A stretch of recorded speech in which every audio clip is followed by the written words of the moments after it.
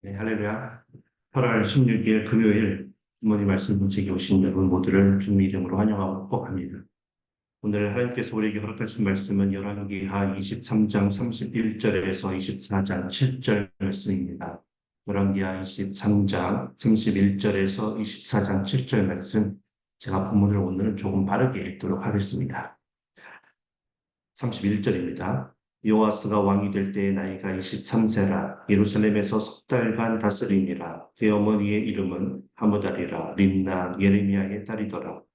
요아스가 그의 조상들의 모든 행위대로 여호와 보시기에 악을 행하였더니 바로 느고가 그를 하맛 땅 리블라에 가두어 예루살렘에서 왕이 되지 못하게 하고 또 그 나라로 은 100달란트와 금 1달란트를 벌금으로 내게 하고 바로 느고가 요시아의 아들 엘리야김을 그의 아버지 요시아를 대신하여 왕으로 삼고 그의 이름을 고쳐 여호야김이라 하고 요아스는 애굽으로 잡아갔더니 그가 거기서 죽으니라.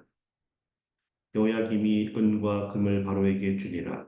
그가 바로 느고의 명령대로 그에게 그 돈을 주기 위하여 나라에 부과하되 백성들 각 사람의 힘대로 액수를 정하고 은, 금을 징수하였더라.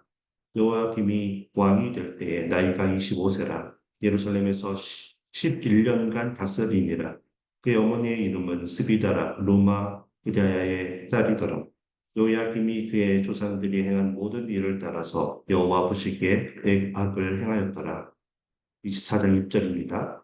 요야김 시대에 바벨론의 왕 느부갓네살이 올라오매 요야김이 3년간 섬기다가 돌아서 그를 배반하였더니 여호와께서 그의 종 선지자들을 통하여 하신 말씀과 같이 갈대아의 부대와 아람의 부대와 모압의 부대와 아몬 자손의 부대를 여호야김에게로 보내 유다를 쳐 멸하려 하시니 이 일이 유다의 임함은 곧 여호와의 말씀대로 그들을 자기 앞에서 물리치고자 하심이니 이는 므낫세의 지은 모든 죄 때문이며 또 그가 무죄한 자의 피를 흘려 그의 피가 예루살렘에 가득하게 하였음이라. 여호와께서 사시기를 즐겨하지 아니하시니라. 여호야김의 남은 사적과 행한 모든 일은 유다 왕 역대 시작에 기록되지 아니하였느냐. 여호야김이 그의 조상들과 함께 자매 그의 아들 여호야김이 대신하여 왕이 되니라. 애굽 왕이 다시는 그 나라에서 나오지 못하였으니 이는 바벨론 왕이 애굽 강에서부터 이브라데 강까지 애굽 왕의 계속한 땅을 다 점령하였음이더라. 아멘. 살아계신 하나님의 말씀입니다. 여러분 역대상 3장에 보면 남유다의 왕들의 그 족보가 기록이 되어 있습니다. 어제까지 함께 나누었던 남유다의 마지막 희망이 되었던 그런 좀 희망과 같은 존재였던 요시야 왕에게는 네 명의 아들이 있었는데요. 그들의 이름이 역대상 3장 15절에 그렇게 기록이 되어 있습니다. 그리고 그들이 이제 남유다의 마지막 왕들의 이름이 됩니다. 제가 3장 15절 읽어보겠습니다. 요시야의 아들들은 맏아들 요하난과 둘째 여호야김과 셋째 시드기야와 넷째 살룸이요. 오늘 이제 함께 나누게 되는 요아스가 바로 넷째 아들 살룸을 말하고 있습니다. 살룸은 이름이고 요아스는 왕호이기 때문에 그렇게 쓰였습니다. 그러니까 형들을 제끼고 요시야에 이어서 넷째 아들이었던 살룸이 유다의 17번째 왕이 된 것입니다. 어떻게 그게 가능할 수 있었을까요? 사실 성경은 그 이유를 분명하게 밝혀주고 있지 않습니다. 다만 신학자들은 맏아들 요한왕이 언급이 성경에 잘 되어 있지 않기 때문에 그가 아버지 요시아보다 먼저 세상을 떠났을 거라고 추측을 합니다. 그리고 남은 세 아들 중에 여호와스가 다음 왕으로 세워진 이유는 신하들이 이제 생각을 했을 때 아버지 요시아와 여러 가지 면에서 그렇게 닮은 점이 많았기 때문이라고 말합니다. 특별히 반애굽 정책을 펼쳤던 아버지 요시아와 큰 생각을 가지고 있었기 때문이라고 말을 합니다. 어제 말씀을 통해서 우리가 알 수 있듯이 애굽의 왕 느고가 아수르가 바벨론에 의해서 대패하여 큰 위기에 몰리게 되었다는 소식을 듣고 바벨론을 견제하려는 목적과 또 이번 기회에 근동 지역의 패권을 쥐어보겠다는 그 야심을 품고 아수르를 돕기 위해 대군을 이끌고 유프라테스 강으로 진격을 하게 됩니다. 그런데 그때 누가 그 길을 막았었습니까? 바로 유다의 왕 요시아가 무기또에서 그의 앞길을 막았습니다. 하지만 애굽의 대군에 비해서 유다의 군대는 너무나 초라한 군세였기 때문에 그곳에서 요시아가 그만두게 됩니다. 하나님의 심판을 보류시켰던 남유다의 마지막 그 선한 왕이 그렇게 갑자기 그렇게 죽게 되는 것이죠. 그러자 그 소식을 들은 신하들은 급하게 왕을 세워야 했는데 무깃도에서 이제 북쪽으로 향하던 그 발걸음을 돌려서 유다로 향하는 애굽의 군대에 맞서 싸울 그런 왕을 세워야 했기 때문에 아버지 요시아와 같이 반애굽 정책의 성향이 강했던 넷째 살룸을 왕으로 세웠을 것이라고 신학자들이 해석을 하고 있는 것입니다. 또 한편으로는 이러한 위급한 상황을 극복할 수 있는 자를 왕으로 세워야 하는데 형제들 중에서 가장 능력이 뛰어난 넷째가 적임자라고 신복들이 생각하여 그를 왕으로 세웠을 것이라고 보고 있습니다. 그런데 문제가 무엇입니까? 그 어디에도 하나님의 나라였던 남유다의 왕을 세우는데 하나님의 뜻을 구하였다는 얘기가 없다는 것입니다. 문제를 해결하기 위해 아버지 요시아와 같은 하나님을 참 경외하고 하나님의 뜻에 순종하는 자를 세운 것이 아니라 세상적인 기준에 따라 가장 적당한 사람, 또 능력 있는 사람을 세우는 실수를 그렇게 저지르고 합니다. 역사의 주관자이시고 이스라엘의 참된 왕이신 하나님을 의지하고 도움을 구하는 자가 이제 이스라엘 땅에 더 이상 없게 됩니다. 그래서 남유다의 마지막 네 명의 왕들의 그 역사적 기록은 이제는 더 이상 볼 것도 없다는 식으로 서둘러서 마무리를 하고 있다는 느낌을 여러분들이 이제 열왕기하 마지막 부분을 읽을 때 느끼시게 될 것입니다.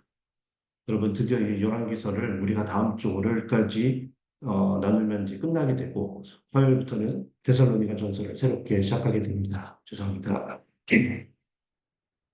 이렇게 좋아하면 안 되지만 어쨌든 마지막 네 명의 왕들은 하나같이 모두가 여호와 보시기에 악을 행하였더라는 공통된 기록을 가지며 하나님께서 바벨론을 통해 남유다를 징계하시겠다고 하신 약속을 빠르게 진행시키고 있다는 것을 우리가 읽으면 읽을수록 느끼게 됩니다. 오늘 본문 32절에 보면 고작 3개월밖에 통치를 하지 않았던 여호와스였는데 그의 조상들의 모든 행위대로 여호와 보시기에 악을 행하였다고 기록이 된 것으로 우리가 볼 수 있습니다. 이게 무슨 말입니까? 어떤 악한 정책을 시도하기도 어려웠던 짧은 통치 기간이었습니다. 그런데 이처럼 악을 행하였다라고 기록한다는 것은 바로 그의 삶 자체가 하나님을 경외하며 하나님의 주권을 인정하며 하나님의 말씀에 순종하지 않던 삶을 살아왔던 것을 말씀해 주고 있는 것이죠. 그런데 사람들은 그가 적임자라고 생각하며 하나님께 묻지도 않고 왕으로 세웠던 것입니다. 참으로 안타깝죠. 그런데 우리가 그들의 어리석음을 보며 마냥 비웃을 수 없는 까닭은 우리에게도 이런 모습이 불쑥불쑥 나오기 때문입니다. 문제 앞에 우리는 우리의 힘과 능력으로 그 문제를 해결하려고 하고 그 문제를 해결하는 방법이 하나님의 뜻과 다르더라도 하나님이 원하시는 사람이 아니더라도 세상의 기준을 따라 사람과 그 방법을 취하는 어리석음이 우리에게도 있다라는 것입니다. 하나님을 경외하지 않고 하나님을 떠나 동행하지 않는 사람들은 큰 위기의 순간에 불신앙의 어리석은 모습을 이렇게 드러내며 보여주고 있습니다. 그래서 급하게 일을 처리하려고 합니다. 그러나 하나님을 경외하는 자들은 그 방법이 나의 생각과는 다르고 시간도 많이 지체될 수도 있고 또 그것으로 인하여 그 문제가 해결되지 않을 거라는 생각이 들지만 그럼에도 불구하고 하나님의 방법과 뜻을 구할 때까지 기다리고 또 기다리다가 확신 가운데 하나님의 말씀대로 일들을 처리하는 지혜로운 모습들을 보여줍니다. 오늘 이제 요시아의 두 아들 요아스와 또 여호야김을 통해서 문제를 해결하기 위해 가져야 할 두 가지 하늘의 지혜를 함께 살펴보고 묵상하기를 원하는데요. 그 첫 번째는 바로 세상의 기준과 방법으로 문제를 해결하려고 하면 지금 당장은 그 문제를 해결하는 듯해 보이지만 결국 부메랑이 되어 더 큰 문제가 우리에게 찾아오게 되어 있고 그것이 우리를 패망의 길로 인도할 수 있다라는 것입니다. 잠언 3장 5절에서 6절은 우리에게 하늘의 지혜를 이렇게 알려줍니다. 너는 마음을 다하여 여호와를 신뢰하고 내 명철을 의지하지 말라. 너는 범사에 그를 인정하라. 그리하면 내 길을 지도하시리라. 아멘.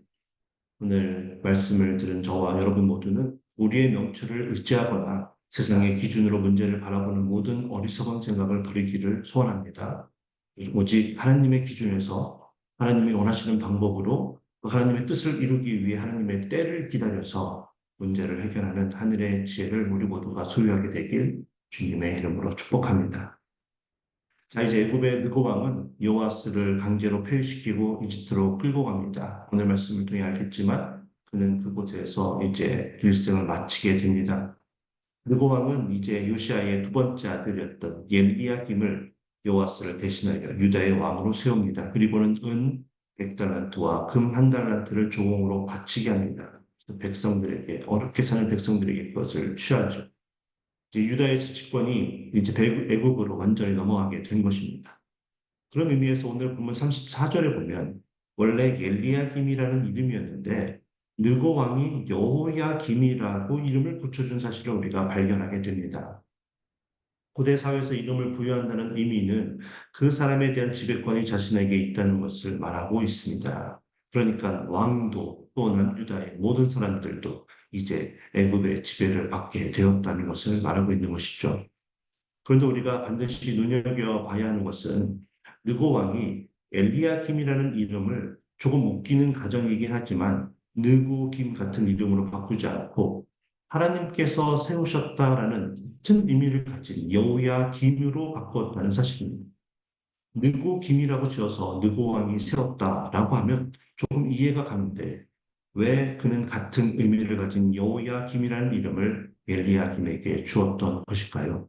그 이유는 자신이 하나님보다 더 높고 지배력을 가진 사람이라는 것을 알려주려고 일부러 그렇게 이름을 지었던 것입니다. 이스라엘 백성들도 하나님을 자신들의 주권자로, 역사의 주권자로 그렇게 인정하지 않았기 때문에 누구가 지금 하나님을 조롱하며 이와 같은 반응을 저지르고 있습니다. 여러분, 하나님께서는 우리를 사랑하셔서 독생자 예수 그리스도를 아낌없이 내어주심으로 우리를 구원해 주시고 자녀 삼아 주셨습니다. 그리고 우리가 하나님을 사랑하는 마음으로 영광을 올려드리는 삶을 살아가기를 원하십니다. 그런데 오히려 우리가 하나님을 부정하고 업신여기는 말과 행동을 함으로 세상이 하나님을 우습게 여긴다면 하나님께서 얼마나 마음이 아프시겠습니까? 잠언 30장 9절에 보면 잠언 기자는 우리가 적당히 배가 불렀으면 좋겠다고 말합니다. 왜냐하면 배가 너무 부르면 하나님을 모른다 하여 하나님을 욕되게 하고 또 배가 너무 고프면 도둑질하여 하나님의 이름을 욕되게 하는 것이 두렵기 때문이라고 말합니다. 우리도 하나님을 욕되게 하는 일이 없도록 항상 경계하며 절제하며 하나님의 말씀을 바로 알아 철저하게 순종하는 삶을 살아야 합니다. 우리의 마음을 지키고 우리의 영혼을 지키는 일에 우리는 최선을 다해야 합니다. 그래야만 우리 주변의 사람들이 하나님을 업신여기지 않게 될 것입니다. 그리고 유다에게 임하고 있는 하나님의 진노의 심판을 우리는 피할 수 있게 될 것입니다. 아무리 생각해봐도 남유다의 18번째 왕이 되었던 여호야김의 처음 시작이 상당히 어려웠을 것이라고 생각이 듭니다. 세계의 패권을 유지하거나 또 새롭게 쥐기 위해서 치열하게 싸우고 있는 세계의 강대국 바벨론, 아수르 또 애굽의 그 틈에 끼어서 눈치를 보고 조공을 바치며 어려운 살림을 하느라 참 고생이 많았을 것 같습니다. 그런데 성경은 여호야김에게도 37절에서 그의 조상들이 행한 모든 일을 따라서 여호와 보시기에 악을 행하였다고 말해줍니다. 그는 무려 11년이나 이스라엘을 다스렸기 때문에 그 악한 행위가 예레미야서 22장에 잘 기록이 되어 있습니다. 13절부터 19절까지 여호야김에 대한 기록이 되어 있는데요. 시간 관계상 전부 읽을 수는 없고 요약을 해서 말씀을 드리면 이렇습니다. 그는 그렇게 어려운 상황인데도 불구하고 당시 최고로 값비싸고 그렇게 귀한 목재였던 백향목으로 신을 위한 큰 집을 짓겠다고 말합니다. 그래서 17절에서는 그의 두 눈과 마음이 탐욕과 무지한 피를 흘림과 압박과 포악을 행하려고 할 뿐이라고 말해줍니다. 성들이 만을 받게 되죠. 그래서 오늘 본문 24장 4절에서 하나님께서 유다를 심판하시기를 주저하지 않으시는 이유가 바로 이 이유 때문이라고 또 말씀하고 계신 것입니다. 자, 그런데 그의 결정적인 더 큰 치명적인 죄가 무엇입니까? 하나님을 의지하지 않았다는 것입니다. 문제 해결을 위한 방법으로 그는 박쥐의 인생을 살기로 결정합니다.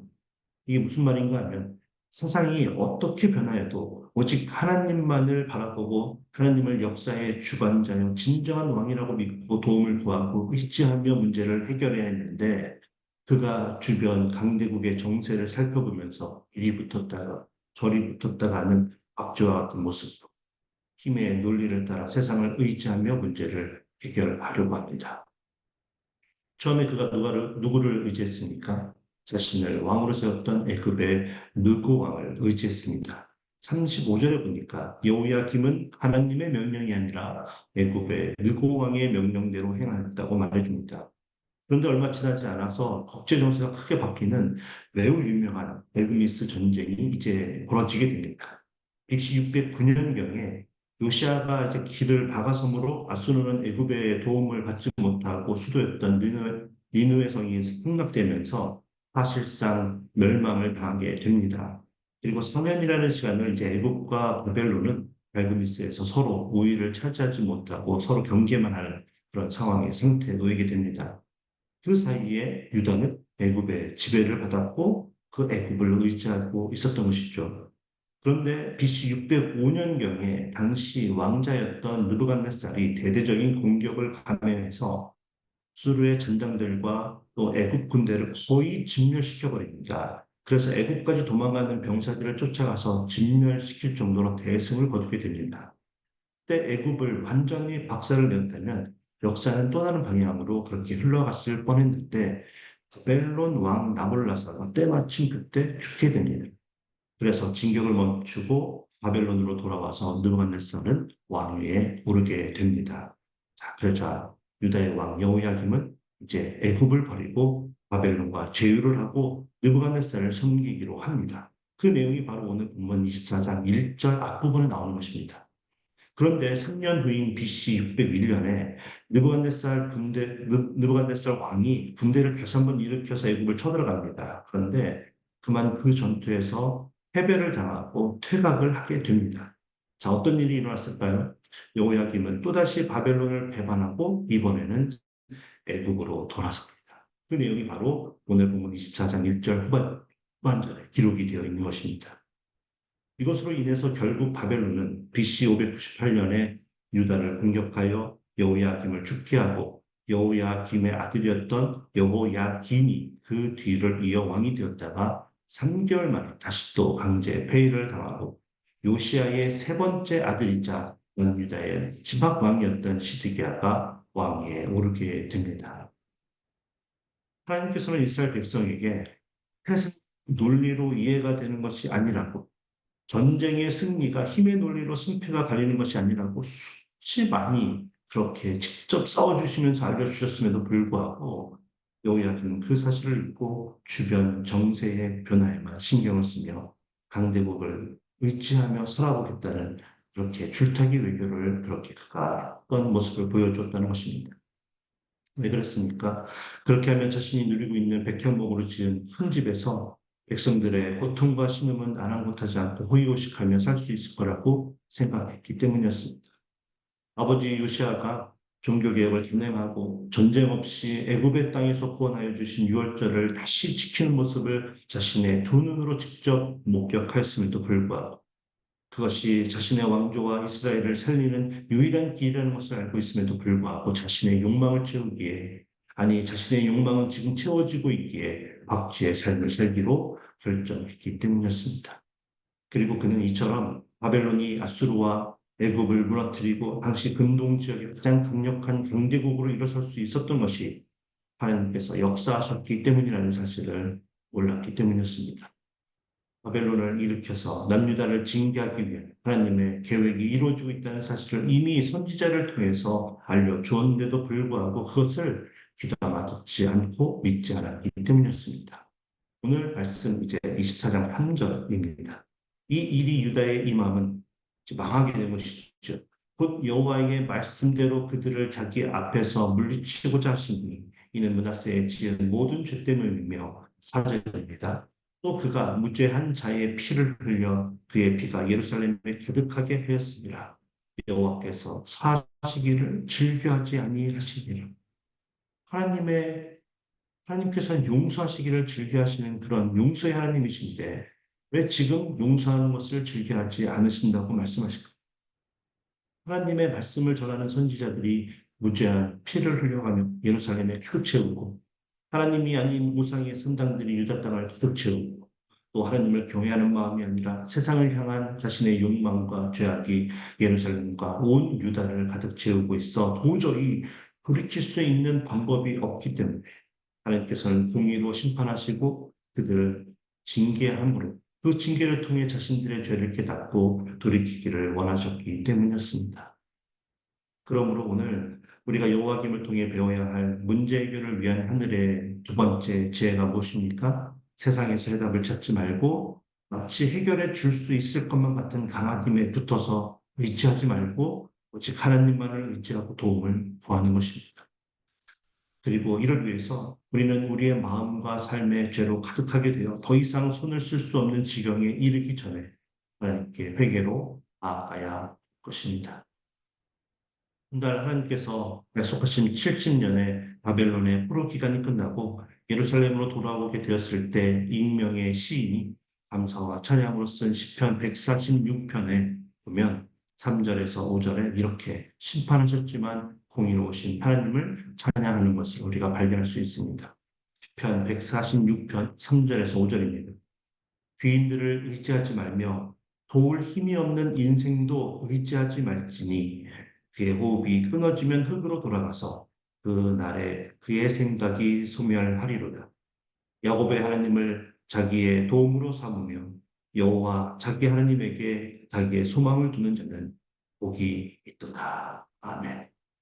오늘 말씀을 통해 우리 모두가 문제의 위기 앞에 우리가 서게 되면 썩어 흙으로 돌아갈 세상의 것들을 향해 자동적으로 우리의 시선을 돌리는 것을 멈추고 영원하신 하나님만을 우리가 소원하며 의지하며 주시는 방법을 통해 모든 문제를 해결함으로 우리의 삶과 이 땅의 모든 역사의 주관자가 하나님이심을 우리의 삶을 통해 증거하는 그런 복된 삶을 사는 저와 여러분 모두가 되어지길 주님의 이름으로 간절하게 축원합니다. 함께 기도하겠습니다. 사랑과 공의 하나님, 문제의 위기 앞에 흔들리는 우리의 연약한 믿음을 주님께 아뢰입니다. 그리고 우리가 문제 앞에 서게 되면 세상의 힘의 논리를 따라 흔들리지 않는 그런 믿음을 갖기를 소원하며 주님께 도움을 구합니다.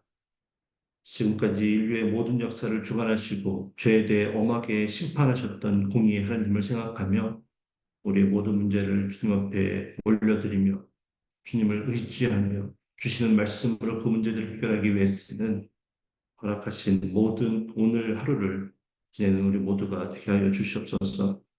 주님께서 함께하여 주시고 도와주실 줄 믿고 예수님의 이름으로 기도합니다. 아멘. 이제 말씀을 생각하며 회개해야 할 우리 안에 있는 죄를 주님께 아뢰고 주님과 관계를 완전하게 회복하여 이 땅에서 일어나는 모든 일들, 문제들을 주님 앞에 내려놓고 하나님의 뜻을 따라 해결하는 그런 믿음을 허락해달라고 함께 기도하기를 원합니다. AKPC 공동체의 모든 성도님들 제자의 길로 가기로 결단하고 우리 교회의 비전, 말씀, 제자, 미셔널 공동체로 우리가 하나가 되게 해달라고 기도하겠습니다. 이번 주에 새롭게 시작하는 느헤미야 작년 성경 공부반을 통해 가정과 교회와 나라가 새롭게 회복하는 은혜를 맛보게 해달라고 기도하길 원합니다. 그리고 제자반 일기 준비 과정에 있는데 하나님만 의지하고 그래서 하나님의 은혜 안에서 잘 준비하여 힘차게 시작할 수 있도록 기도해 주시면 감사하겠습니다. 계속해서 남아공 김대환 이유미 선교사님과 각 목장에서 후원하는 선교사님 위해서 그의 사역과 가정을 위해서 함께 기도합니다. 수술 후에 회복과 재활 중인 성도님들, 담임 목사님 위해서 또 그 외 경제적인 문제, 신분의 문제, 여러 가지 어려움의 문제, 그 힘든 시간을 보내고 있는 그 성도님들을 위해서 우리 합심하여 기도하고 오늘 세상으로 나아가겠습니다. 기도하겠습니다.